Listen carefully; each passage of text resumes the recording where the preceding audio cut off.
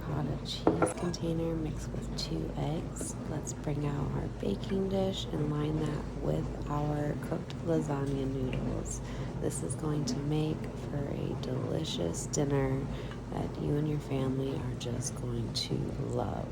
Take that ricotta mixture and we're going to get an even amount along the top of our noodles, and that way we're going to start our base and our layers. Get that nice and spread out as evenly as you can. And if you guys want to do like a cottage cheese with this, I've heard that that's like another good option.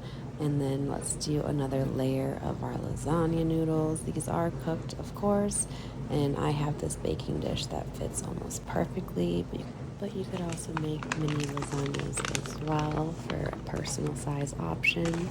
Now I have my cooked shrimp, and this is going to be our next delicious layer. I just love shrimp. Super delicious with this. A nice little spin with some Dash. I remember when it was called Mrs. Dash back in the day, but now I guess it's just Dash. We're going to use some garlic too. I'm using the minced garlic. If you have fresh garlic that you'd like to use, or just maybe some garlic powder, whatever you guys would like. And of course, this wouldn't be complete without some cheese, right?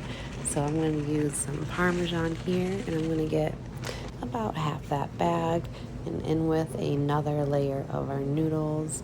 I absolutely adore lasagna. It's just so good. I love all the layers, all the different textures that come in between those layers. They're all just so delicious. And this is a nice little spin on that. And of course, back in with our ricotta cheese mixture and with another layer. And I only cooked up one single box of lasagna noodles, so that one box was enough for this entire dish. And you see how many layers we're getting. And then we're going to do the rest of our shrimp. You can go ahead and split them up evenly. I had a little bit more on the bottom layer, so if you want them to be even, just split them beforehand. I was just kind of eyeballing it.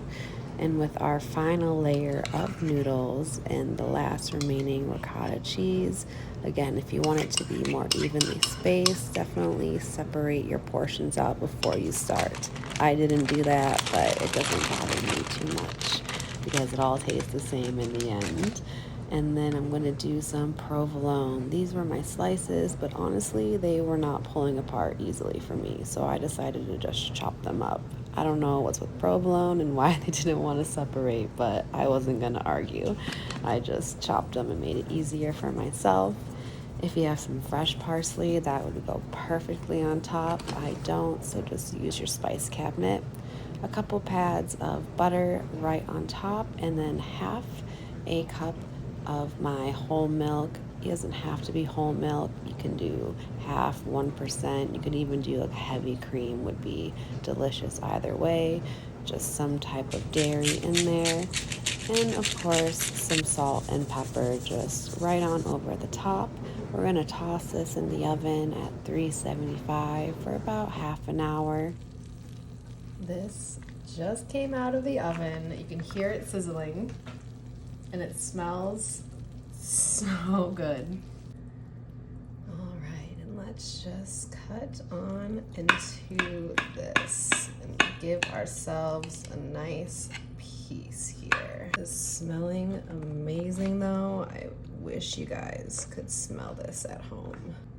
All right, look at that. It is looking so good and so delicious, so cheesy. We have to try this.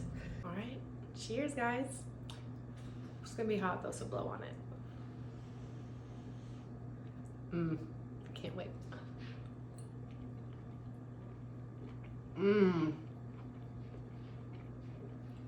Oh yeah. Wow, that is so good, guys.